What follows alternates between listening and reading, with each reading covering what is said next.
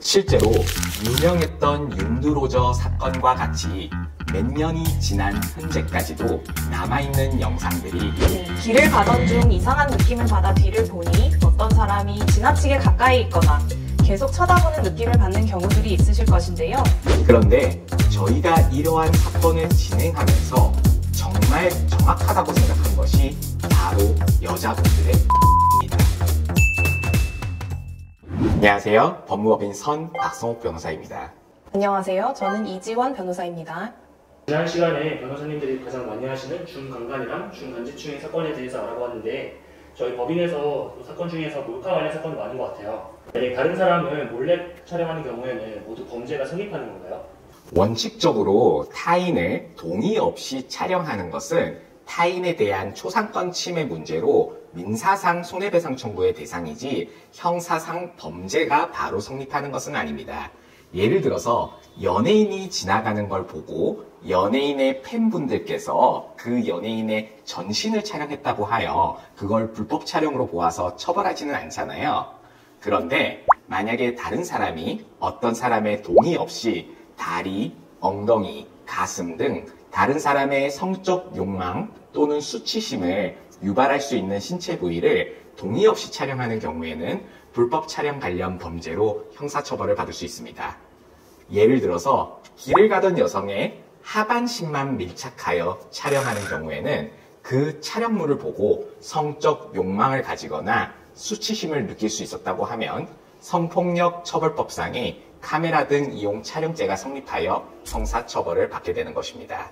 말씀하신 카메라 등 이용 촬영죄는 주로 어떤 경우에 많이 발생하나요? 카메라 등 이용 촬영죄는 크게 불특정 다수를 대상으로 한 촬영과 연인 등 특정인을 대상으로 한 촬영으로 유형을 나눌 수 있습니다. 첫 번째로 불특정 다수를 대상으로 한 불법 촬영은 지하철이나 길거리에서 모르는 사람을 촬영한 경우이고, 두 번째로 연인 등 특정인을 대상으로 한 불법 촬영은 주로 모텔 등에서 몰래 상대방의 나체 또는 성관계 장면을 촬영하는 경우입니다. 아무래도 피해자분들의 입장에서는 전자의 경우에는 전혀 모르는 사람으로부터 성적인 피해를 당했다는 불쾌감을 크게 느끼시고, 후자의 경우에는 믿었던 사람이 상처를 준 것에 대한 배신감을 더 크게 느끼시는 것 같습니다. 어쨌든 둘 다 그 카메라 등 이용 촬영죄가 성립하기 때문에 동일한 수위로 처벌된다고 봐야 할까요? 아니면 양자 사건의 진행에서 차이가 있는 점이 있을까요? 이지원 변호사님께서 말씀해주신 카메라 등 이용 촬영죄의 두 가지 유형은 제명은 같은 제명이 적용되지만 사실상 거의 다른 범죄라고 보아야 합니다. 불특정 다수를 대상으로 하는 불법 촬영은 대부분 피해자가 특정되어 있지 않는 경우입니다. 얼굴이 촬영되어 있지 않는 경우가 대부분이기 때문에 실제로 해당 사진 또는 영상이 유포된다고 하더라도 피해자에 대한 2차 피해가 발생할 가능성이 적어서 수사기관 입장에서는 오히려 추가적인 피해자 발생을 방지하는 측면에서 수사를 진행하려고 합니다. 그에 반하여 특정인, 주로 가까운 연인 사이에서 발생하는 불법 촬영은 대부분 특정 피해자의 얼굴이 노출되거나 목소리가 영상에 담겨 있는 등 신원을 특정할 수 있는 경우가 대부분입니다. 따라서 해당 촬영물이 유포될 경우에는 피해자가 신원이 특정되어 회복할 수 없는 피해를 입게 되기 때문에 해당 수사는 그 영상의 유포를 방지하는 것을 최우선적으로 진행하게 됩니다. 그러면 먼저 불특정 다수를 대상으로 한 카메라 등 이용 촬영에 피해를 당한 경우에는 어떻게 초기 대응을 해야 되나요? 네, 길을 가던 중 이상한 느낌을 받아 뒤를 보니 어떤 사람이 지나치게 가까이 있거나 계속 쳐다보는 느낌을 받는 경우들이 있으실 것인데요. 그런 경우에는 빠르게 그 사람에게 다가가서 휴대폰 등 촬영 기기에 대한 확인을 요구하셔야 합니다. 대부분의 혐의자들은 자리를 피하거나 오히려 화를 내며 혐의를 부인할 것인데요. 그럴 경우에는 해당 혐의자를 따라가면서 곧바로 112에 신고를 하셔야 합니다. 우리나라는 112 신고 체계가 매우 잘 갖춰져 있기 때문에 신고하면 보통 10분, 15분 사이에 현장에 경찰관께서 도착을 합니다. 그런데 혐의자들이 도주하려고 하는 경우도 있으므로 반드시 주변에 있는 사람들에게 불법 촬영 피해를 당했다고 이야기하고 도와달라고 요청하셔서 함께 혐의자의 도주를 방지해 두어야 합니다. 그리고 경찰관께서 도착하기 전까지는 혐의자가 절대 휴대폰을 조작하여 촬영된 사진을 삭제하는 것을 하지 못하도록 막아야 합니다. 그렇게 경찰관께서 도착을 하시면 경찰관께서 혐의자에게 현장에서 휴대폰을 확인하도록 요구할 것인데요. 이때 혐의자들은 보통 순순히 응합니다.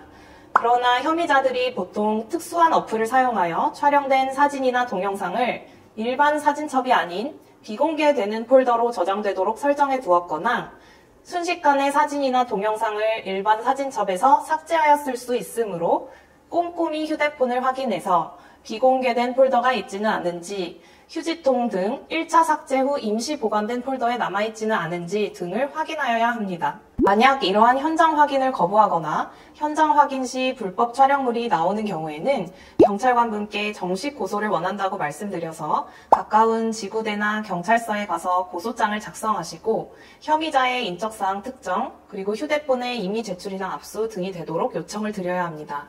그에 반하여 가까운 지인 등으로부터 특정인을 대상으로 한 카메라 등 이용 촬영에 피해를 당한 경우에는 어떻게 대응해야 되나요? 네, 이 경우는 보통 모텔 등 숙소에서 성관계를 하기 전후 또는 성관계 도중에 피해자분의 나체나 성관계 장면을 촬영하는 경우에 발생합니다.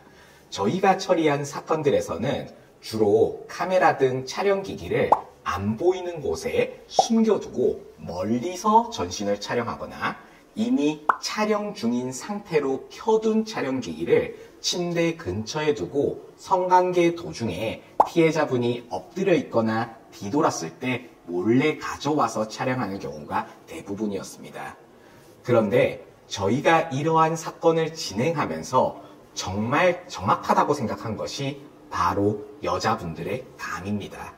만약 조금이라도 상대방이 이상한 반응, 예를 들어서 성관계 전후로 어색한 반응을 보이거나 성관계 도중에 무엇을 하는지 알 수 없는 침묵이 있는 경우에는 불법 촬영을 시도하는 경우가 매우 많았으므로 확인을 요청하는 것이 좋겠습니다. 아무래도 여성분들이 혼자 가해자와 단둘이 있는 상황에서 있다 보니 괜히 확인을 한번 요구했다가 다른 피해를 당할까봐 두려워서 이를 요구하지 못하시는 경우들도 많은데요.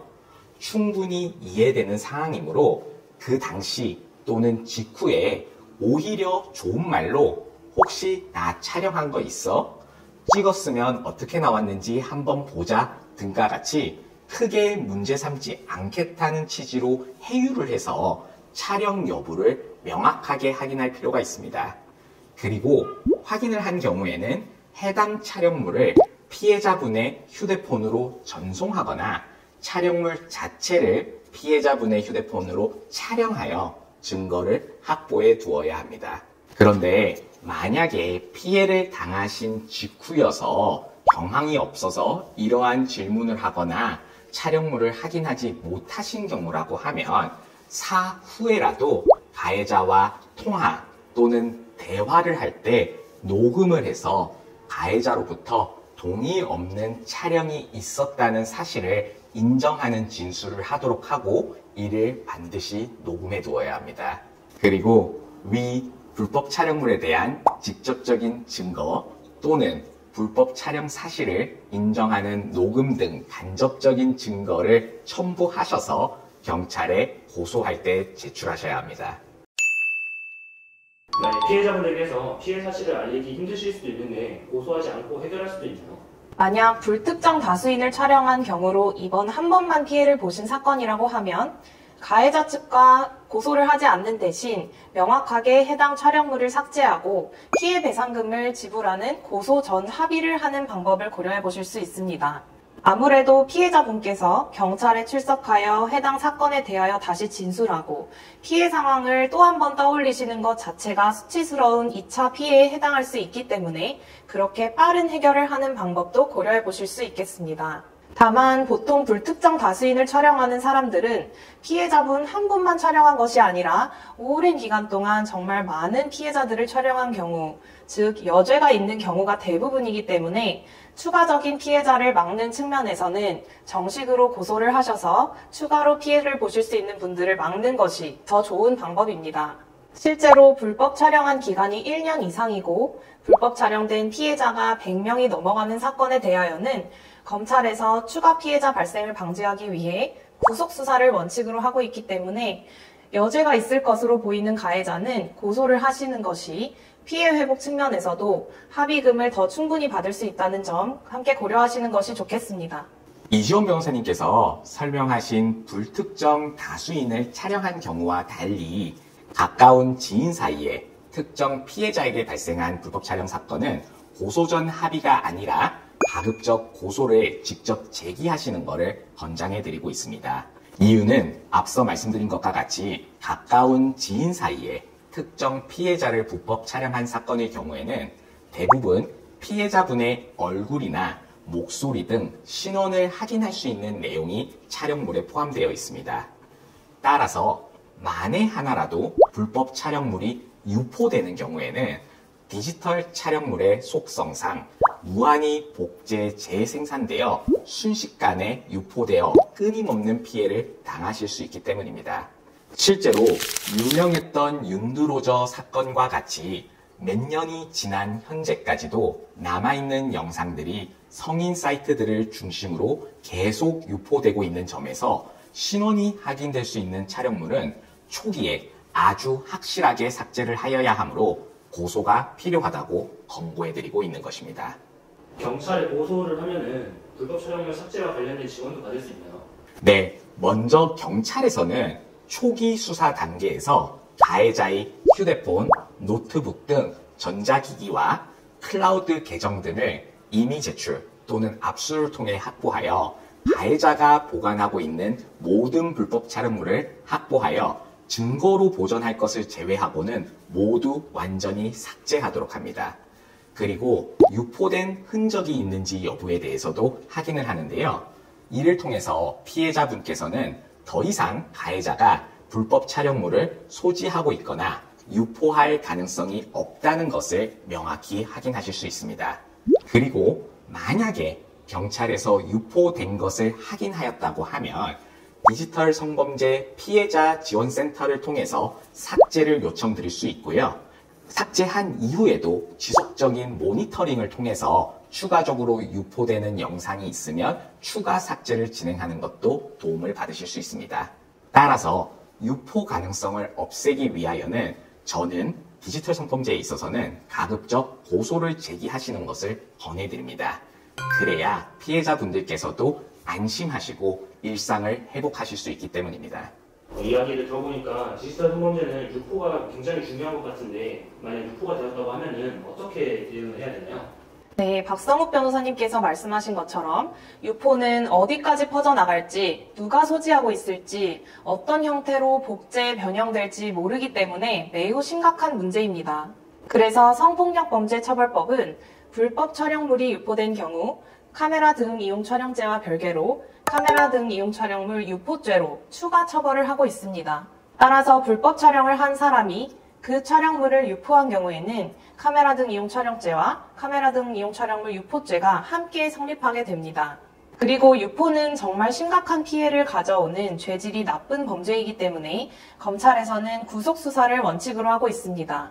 따라서 유포를 했다는 정황이 확인되는 경우 경찰, 검찰 등 수사기관에 구속수사를 하여 추가적인 유포 가능성을 막아달라고 강력히 요청하셔야 합니다. 자신이 불법적으로 촬영한 영상물을 유포하는 것은 자기 범죄를 알리는 것 같은 어리석은 행동으로 보이는데 실제로 이렇게 유포하는 경우가 많나요? 네, 상당히 많습니다. 유포에는 여러 가지 유형이 있지만 대표적으로 저희가 경험한 바에 따르면 첫 번째로 구 트위터, X와 같은 플랫폼이나 성인 사이트에 그 불법 촬영물을 업로드하여 유포하는 경우도 있고요. 친구들 간의 단톡방 또는 개인 톡방에 생각 없이 자랑하듯이 공유하여 유포하는 경우들이 있습니다. 이 양자는 모두 다 유포에 해당하기 때문에 절대로 해서는 아니 되는 행동입니다. 특히 박사방 사건과 관련된 사건을 제가 직접 처리해 본 적이 있는데요. 이런 사건에서는 피해자에게 보복하기 위해서 피해자의 이름, 주소, 전화번호 등 이러한 인적 사항을 영상 또는 영상과 함께 배포되는 메모장 파일에 기재해서 유포하는 경우들이 있었습니다. 그런데 이런 행동은 절대로 해서는 아니 되는 행동입니다.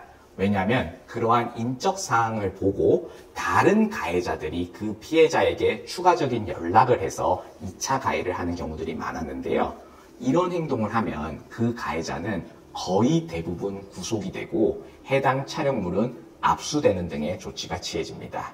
그런데 촬영 당시 동의받아 촬영된 영상은 어떤가요? 그 영상은 최초 동의받아 촬영이기 때문에 유포해도 처벌되지 않는 건가요? 저희가 상담을 할 때 실제로 이런 질문을 많이 받습니다. 피해자분들께서는 과거에 연인이던 가해자와 성관계 당시 또는 나체로 함께 있던 당시에 동의하에 촬영한 촬영물이기 때문에 헤어진 이후에 가해자가 이를 유포했다 하더라도 자신이 동의한 점에서 이를 자책하고 유포죄는 성립되지 않는다고 생각하시는 경우가 많습니다.